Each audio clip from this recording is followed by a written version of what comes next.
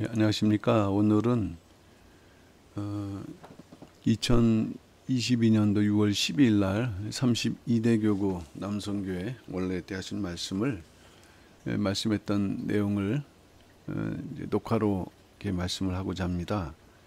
이 말씀은 그 이틀 전 6월 12일 날 금요 그 특별 기도의 두 번째 날 말씀했던 내용을 보완해서 이제 교구에서 했던 이제 말씀이 되겠습니다. 느헤미야 9장 1절에서 3절 그리고 37절에서 38절 말씀인데 제목은 느헤미야 시대 영적 각성 운동의 조건이다라는 제목이 되겠습니다. 이 느헤미야 시대에 대한 말씀은 구속사 시리즈 11권 학원에 대한 내용이죠. 스룹바벨 성전과 귀한 자들의 성별된 족보가 주제인데 그 중에서 그 3차 그 포로 귀환에 대한 내용인데 이 내용을 살펴보게 되면은 마지막 때 그 구속사 완성의 교훈이 담겨져 있는 이제 중요한 내용입니다. 이따 설명하겠지만은 이 느헤미야 시대는 이제 성벽 재건 운동이 중심입니다. 이 속에 성벽 재건을 중심으로 해서 성전에 들어가는 과정이 바로 그 새 예루살렘 성에 입성하는 그런 신앙적인 교훈을 말씀하고 있기 때문에 한 5번에 걸친 원래 그 내용이지만은 5번 정도의 내용으로 이 말씀을 전하고자 이 녹화를 하게 됐습니다. 서론적으로 볼 때 말씀드렸던 대로 느헤미야 시대는 주전 444년 3차 포로 귀환 시기입니다. 우리가 그 1차, 2차, 3차 포로 귀환이라고 할 때 1차는 537년이죠. 537년. 그 다음에 2차는 458년. 그리고 3차가 444년입니다. 이 3차는 성벽 재건이라고 했어요. 성벽 재건을 중심으로 했다. 1차가 성전이라고 한다면은 2차는 영적 공동체, 신앙적 공동체 회복이죠. 에스라를 중심으로 한. 그리고 3차는 느헤미야가 중심이 돼서 성벽 재건인데 이 성벽이 본래 그 이제 건축이 된 것입니다. 그러나 그 이제 중간에 그 이방 국가의 공격, 그래서 이 성벽이 회파됨으로 인해서 느헤미야가 그 안타까운 소식을 듣고 총독으로 와서 성벽을 재건한다. 이 성벽이 재건됨으로 인해서 비로소 나라로서의 모습을 회복하면서 결국에는 70년간 포로 생활했던 나라가 돌아와서 나라를 회복한다라는 상징적인 의미가 이 성벽 재건에 있다는 것입니다. 그런데 결국에는 이것이 결국 뭐를 상징하는가? 이스라엘 국가가 회복된다는 것은 결국에는 하나님 나라가 회복된다는 그런 의미가 이제 있다는 말씀이죠.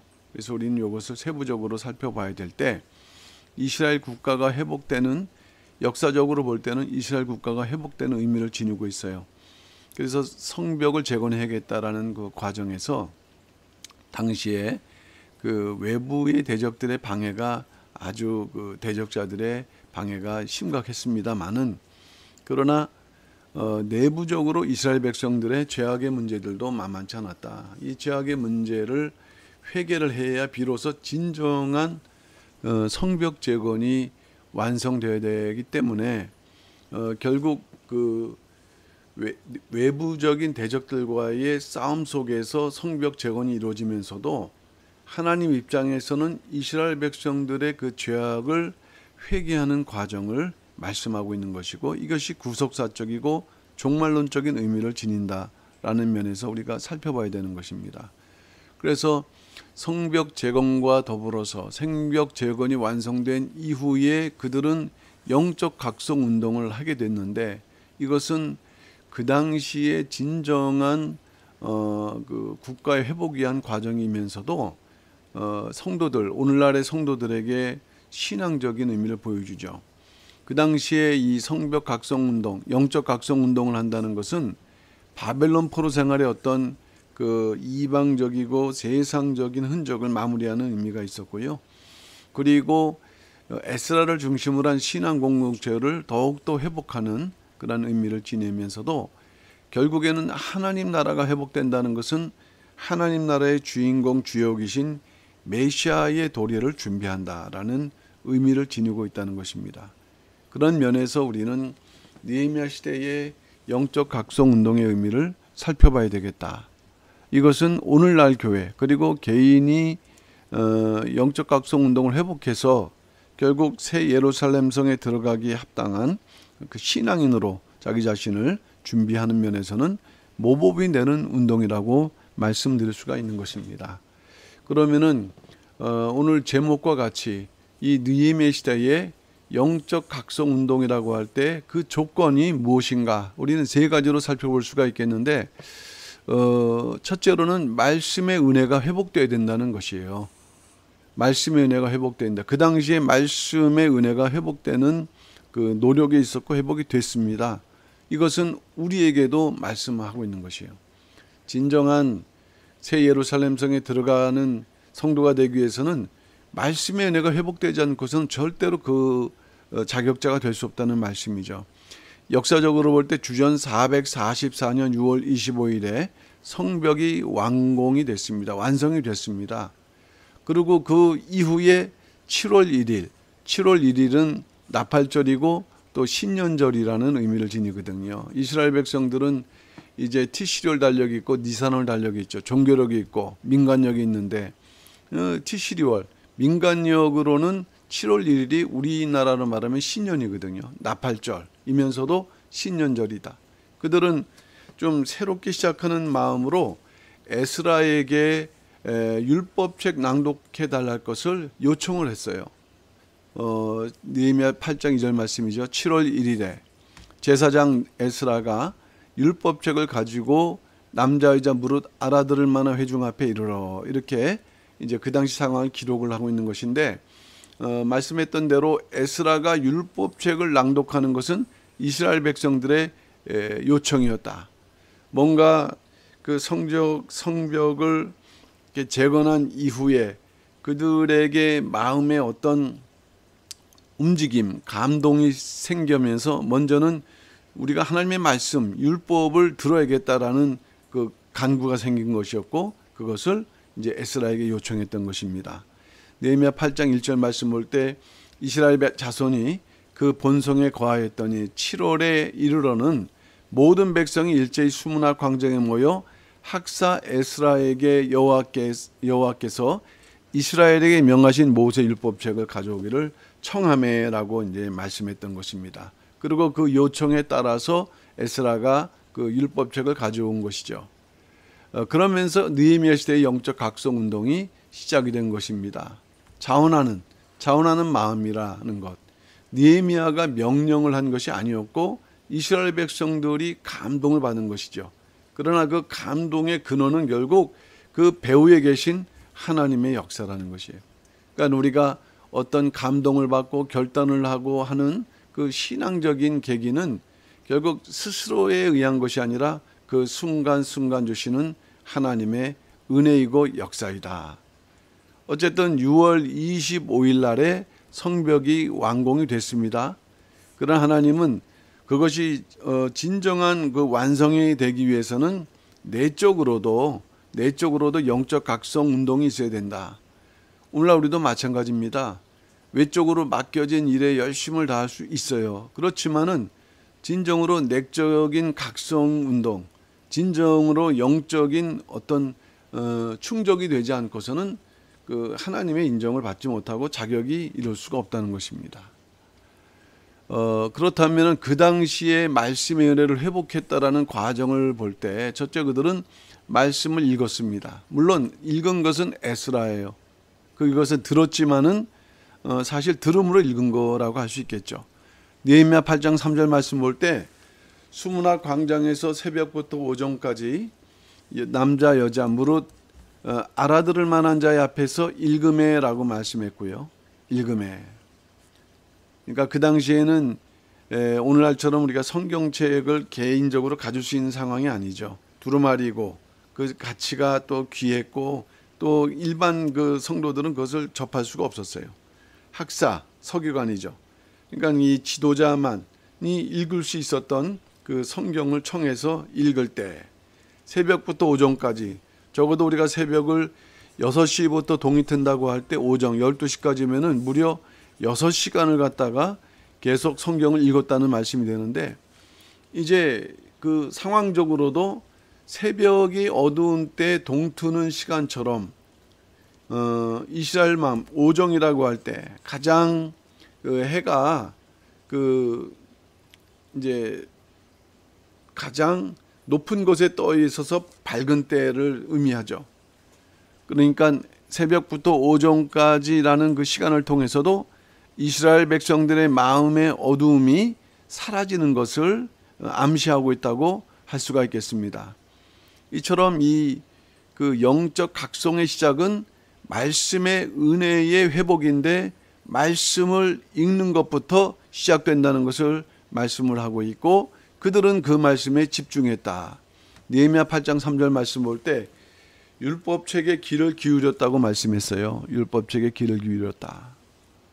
그러니까 귀를 기울였다는 그런 의미는 집중했다는 거죠. 하나님의 말씀을 집중해서 들었다는 것입니다.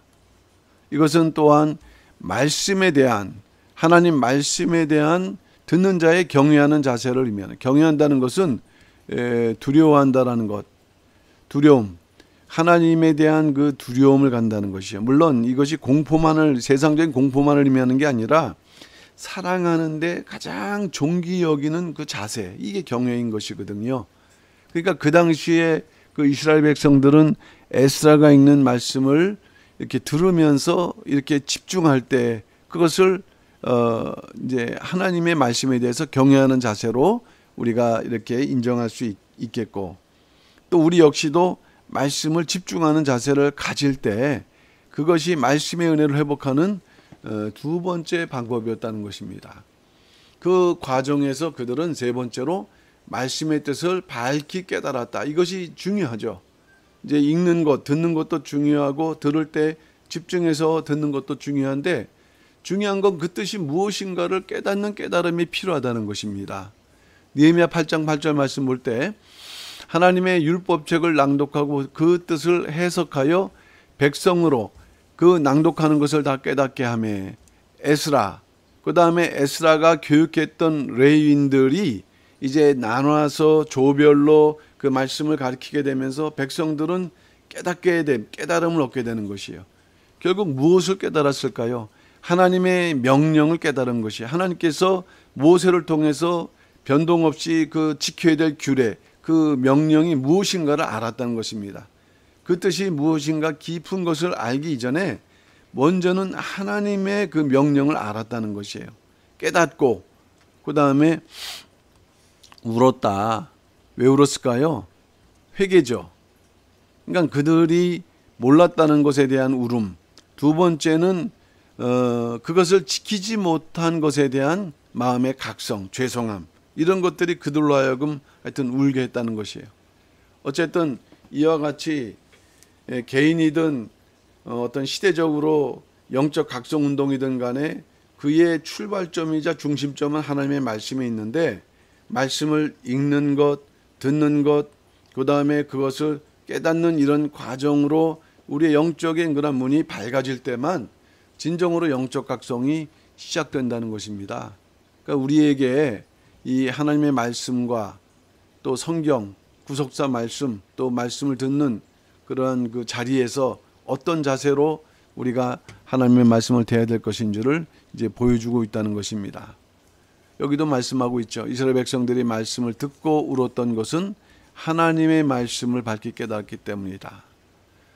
하나님의 말씀을 깊이 깨닫는 이해가 우리에게 필요하고 통찰이 필요하다. 이해를 통해서 거기에서 통찰이라는 것은 하나님의 뜻에 대한 깨달음이죠.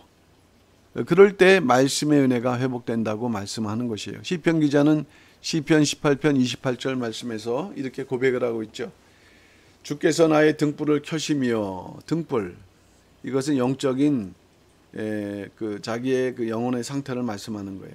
우리가 다 하나님의 여호와의 등불인데 그 등불이 켜졌다라는 것은 말씀을 깨달았다는, 그 뜻을 깨달았다는 것이에요. 여호와 내 하나님이 내 흑암을 밝히시리이다. 오늘날 우리가 문명의 그러한 그 발달된 세계에서 사니까는 모든 것이 밝은 것 같지만 하나님의 뜻에 대해서 어두우면은 그것은 등불이 꺼져 있는 거랑 같은 것인데, 이와 같이 말씀의 뜻을 깨닫고 회복이 될 때 이와 같이 우리의 등불이 켜진다. 이것이 이제 그 느헤미야 당시의 영적 각성 운동의 첫 번째 조건이었습니다. 반드시 말씀의 은혜가 회복되어야 된다. 그리고 두 번째는 자신의 죄악을 깨닫는 자복이 있었다. 그 당시에 이스라엘 백성들의 모습이지만은 또 우리에게 알려주는 중요한 조건이죠. 하나님의 말씀을 읽고 듣고 깨닫는 영적 각성 운동이 어떻게 이어졌는가? 초막절은 7월 15일부터 21일까지 7일간 지키는 것이고요. 그 다음에 그 다음날 22일에는 성회를 열도록 돼 있어요. 8일째가 되는 것이죠. 그러니까 그 당시에는 사실 초막절을 지키는 것입니다. 이 초막절은 이스라엘의 3대 절기 가운데 마지막 절기인데 장막절이기도 하죠. 이스라엘 백성들이 그 애굽에서 광야세라는 것을 이제 기념하는 것이지만은 의미상으로는 이것은 종말적이에요.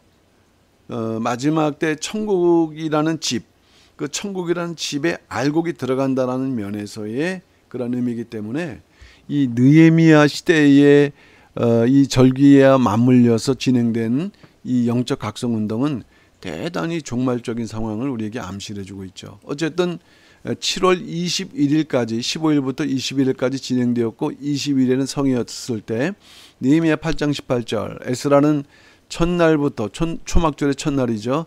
끝날까지 날마다 하나님의 율법책을 낭독하고 무리가 7일 동안 절기를 지켰다 말씀했어요. 8일에는 규례를 따라 성회를 열었고, 원래는 그 절기를 지켰다고 할 때는 이와 같이 광야에 나가서 이제 초막을 지어야 되지만은 먼저는 이 하나님의 말씀의 뜻을 깨닫는 일이 중요했기에 그때는 율법을 낭독하는 것을 듣는 그런 방식으로 진행됐던 것입니다. 그러다가 23일 하루를 건너서 24일의 기록이 나오는데 이스라엘 백성들이 자발적으로 금식하고 회개 기도를 하기 시작한다. 느헤미야 9장 1절 말씀이죠. 그달 24일에 이스라엘 자손이 다 모여 금식하며 굵은 배를 입고 티끌을 무릅쓰며, 이스라엘 백성들이 회개하는 모습이에요. 그들은 먼저 자발적으로 금식을 했습니다. 음식을 끊고 그 다음에 굵은 배를 입고, 옷 자체가 이 배는 사실 편안하지 않습니다. 뭔가 그 살갗을 찌르는, 그리고 티끌을 이제 무릅쓰면서 자기에게 이제 뿌리는 그런 행위를 통해서 자기가 회개하는 그런 행위를 했었을 때, 그들은 뭐를 회개했을까? 자기들의 죄, 그 다음에 그 조상들의 그 허물들을 이제 깨닫는 것이에요. 먼저 하나님의 말씀을 이제 듣게 되니까, 아, 이것이 하나님의 뜻이구나, 하나님의 명령이구나. 근데 우리는 지키지 못했구나. 또 그 열조 조상들도 지키지 못했구나. 그것을 허물로 깨닫고 이제 고백을 하는데, 그것을 기록한 것이 느헤미야 9장 16절에서 31절 말씀입니다. 그들은 무려 그 죄악을 24가지로 고백을 하고 있는데, 이게 24가지지만은 중복된 것들이 있어요. 중복된 것들. 중복돼서 24가지로 고백을 했는데, 그중 그것을 추려보게 되면 그들이 가장 많게 고백한 것이 교만이었고 불순종이었다는 것이에요. 하나님 앞에 교만했다. 또 하나님의 그 명령에 불순종했다. 그것을 종합을 해보게 되면은 교만이 행하거나 목을 굳게 함. 이제 이 목을 굳게 했다는 것도 사실 교만함의 하나의 표현이거든요. 5번 제일 많고요. 그 다음에 주의 명령을 듣지 않았다. 불순종이 5번. 그 외에도 이제 여러 가지 죄목들 한 가지 이렇게 한 가지로도 나열된 것들이 종합하면 24가지인데, 이와 같이 한 7, 8가지 종류의 죄악을 24가지로 고백을 하는 과정에서 교만과 불순종을, 하나님 믿는다고 하면서도 온전히 순종하지 못하는 그런 마음들이 이제 교만이거든요. 이것은 어떻게 보면 오늘날 그 믿는 성도들 가운데서도 사실 스며져 있는 그러한 죄악 중에 하나거죠. 자기는 하나님 잘 믿는다고 하지만은 하나님 보실 때는 이 교만함과 또 불순종으로 볼 수밖에 없는 그러한 죄악들이죠. 이 죄를 깨달았습니다. 두 번째는 자복했어요. 자복했다. 자기의 죄와 열죄물을 자복했다 그랬습니다. 이 자복이란 말의 성경적인 의미, 원어에 따라서 나타난 그 의미는 첫째는 던지다. 이 돌을 던지다는 그런 의미. 쏘다 할 때는 우리가 가장 떠올릴 수 있는 의미는 화살을 쏘는 것이죠. 그러면 자복한다 할 때, 자기의 죄를 자복한다고 할 때 이 던지다 쏘다라는 의미를 우리가 연결해 보게 되면은 자기가 자기 자신에게 돌을 던지는 것이에요. 그리고 자기 자신에게 화살을 쏜다고 할 때 돌을 맞고 화살이 우리 마음속에 박히는 것 같은 그런 아픔으로 자기의 죄를 뭐한다? 토설한다. 자, 일단 시편 32편 5절 말씀 볼 때 내가 이르기를 내 허물을 여호와께 자복하리라 이렇게 말씀했거든요. 그러니까 숨겨졌던 죄악을 드러내는 것이 바로 회개이고 회개 가운데에서 이렇듯 간절하게 쏟아내는 형태가 자복이라 그랬어요. 근데 여기서 토설한다 그랬습니다. 토설. 자복의 구체적인 방식을 우리가 토설이라고 할 때 토설은 자기의 죄를 자백하고 뭐한다 그랬어요? 쏟아내는 것이라 그랬어요. 결국 하나님 앞에서 자기의 죄를 숨기면 안 돼요. 거짓말해서도 안 되지만은 그 죄를 숨겨도 안 된다. 그것을 토해내고 고백하는 행동이 토설이다. 하나님의 백성이 토설해야 되는데 죄를 회개치 않게 되면은 뼈가 쇠하게 된다. 시편 32편 3절. 내가 토설치 아니할 때에 종일 신음함으로 내 뼈가 쇠하였나이다. 우리가 하나님 나라 새 예루살렘 들어갈 때까지 날마다 자기의 두루마기를 빠는 회개의 삶을 계속적으로 진행하지 않으면 안 된다는 것입니다. 그러니까 그렇게 하게 하기 위해서 하나님께서는 우리에게 신음하게 하는 여러 가지 일들을 우리에게 주신다는 말씀이에요. 어쨌든 이렇듯 회개할 수 있는 기회가 있다는 것은 또한 한편으로 하나님 백성에게 주시는 축복입니다. 그러나 그럼에도 불구하고 회개하지 않는 하나님의 백성 하나님께서는 반드시 그를 징계하실 것이다. 이러한 섭리를 우리는 깨달아야 돼요. 깨닫고 두려워하는 마음을 가지고 살아야 된다. 이것이 느헤미야 시대의 영적 각성 운동의 두 번째 조건 되겠습니다. 마지막 세 번째 조건은 뭐냐면 언약을 갱신하고 인치는 그러한 모습이었습니다. 그 느헤미야 시대의 그 영적 각성 운동의 세 번째 조건. 언약을 갱신한다. 그다음에 인치는 역사다. 그 첫 번째로 볼 때 언약을 갱신했는데 여기서 말하는 언약을 갱신한다. 갱신한다는 것은 새롭게 한다는 거죠. 새롭게. 자, 그런데 이것은 뭘 새롭게 했을까? 그 당시 언약을 잘 몰랐고 지키지 않았거든요. 거기에 나타난 하나님의 말씀대로 다시 내가 살겠다는 다짐이었어요, 사실은. 다짐하고 결심을 여기서는 언약을 갱신한다라고 말씀을 하고 있는 것입니다.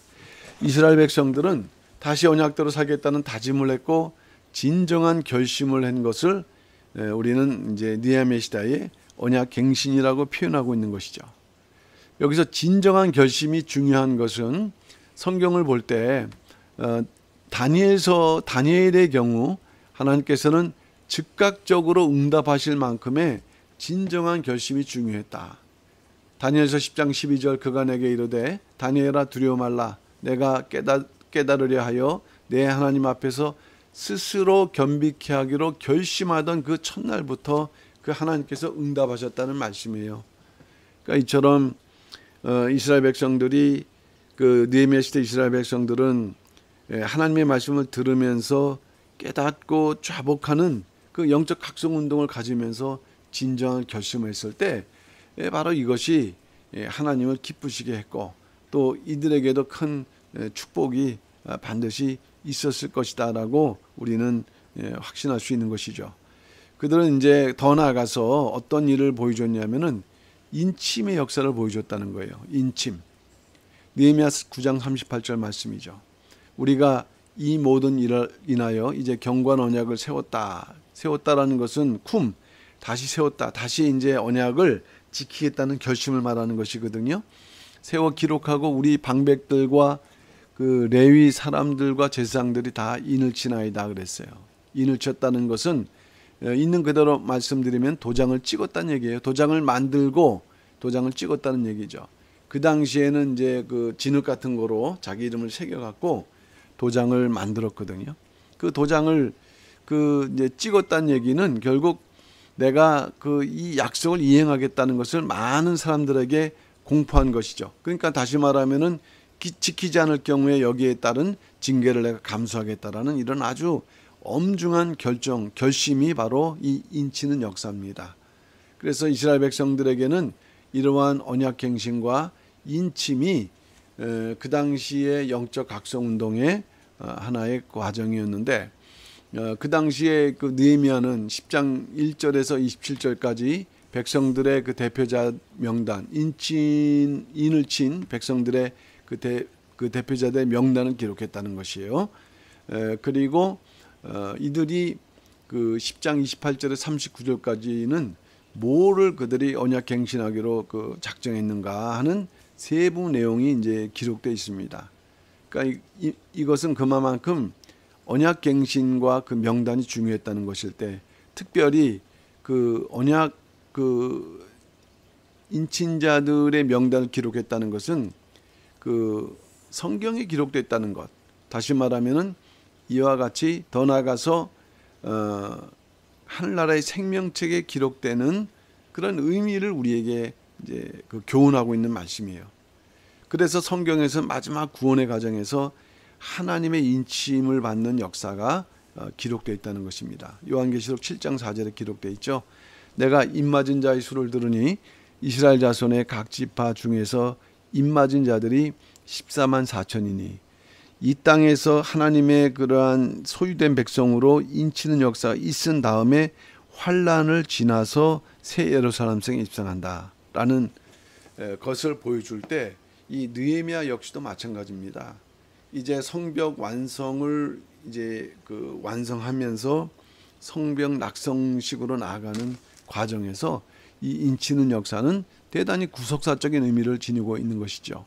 어쨌든 오늘 우리는 영적 각성의 그런 삶을 살아야 되겠다. 오늘 보여주는 그런 과정은 마지막 때 저나 여러분들이 늘 인식하고 뭔가 그에 합당한 조건들을 잃지 않고 살아갈 것을 말씀하고 있는 것이죠. 결론, 우리는 마지막 인침받는 자가 되기 위해서는 영적 각성의 삶을 살아야 되겠다. 느헤미야 그 시대의 사람들이 영적 각성의 삶을 살았는데 그것은 첫째로 말씀의 은혜를 회복하는 삶입니다. 말씀의 은혜. 에베소 1장 18절 너의 마음의 눈을 밝히사. 말씀의 은혜가 회복될 때 비로소 마음의 눈이 밝혀진다는 것이 하나님의 뜻을 밝히 깨닫고 볼 수 있다는 것입니다. 도대체 하나님께서 우리를 부르신 소망이 무엇인가? 그리고 그 기업의 영광의 풍성이 무엇인가? 우리에게 임하신 하나님의 뜻이 무엇인가를 밝히 깨닫는 그러한 깨달음이 우리에게 있어야 되고, 그 깨달음과 나의 생활을 비교하는 두 번째, 죄를 회개하는 생활을 하라. 이것은 단회적인 회개뿐만 아니라 구원받을 때, 그러나 이제 요한계시록 우리가 22장 14절 말씀 볼 때 보면은 그 새 예루살렘 성에 들어갈 때까지 날마다 그 두루마기를 빠는 삶을 사는 것, 하나님은 그처럼 우리에게 끝까지 그 기한 동안에는 회개할 것을 요청하신 것이에요.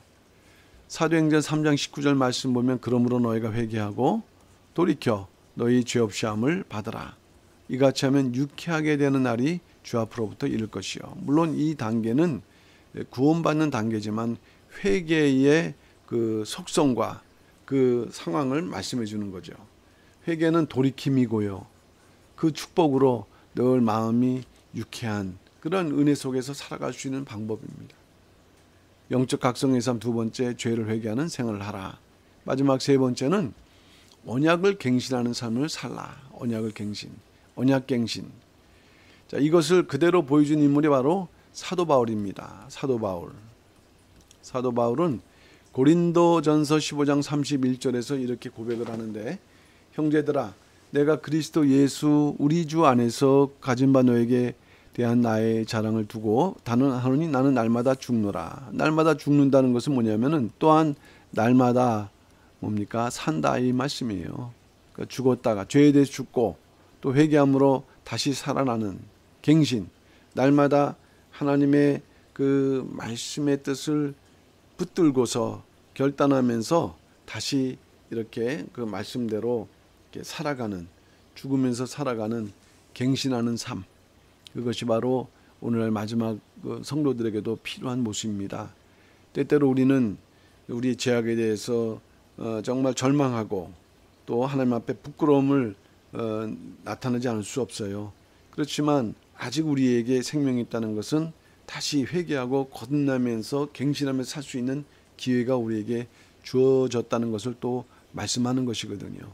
그러니까 분명히 우리는 영적 각성운동, 영적 부흥운동의 그러한 삶을 우리는 살아가는 성도가 되어야 될 때 오늘 이처럼 그 느헤미야 시대 때 보여줬던 세 가지 조건들, 말씀의 은혜를 늘 회복하기에, 그리고 죄를 회개하는 생활을 하기에, 그리고 언약을 갱신하는 삶을 살기에 최선을 다하심으로 인해서 반드시 새 예루살렘 성에 합당한 믿음의 성도를 다 되시기를 주님 이름으로 축원하면서 오늘 말씀의 말씀을 마칩니다. 감사합니다.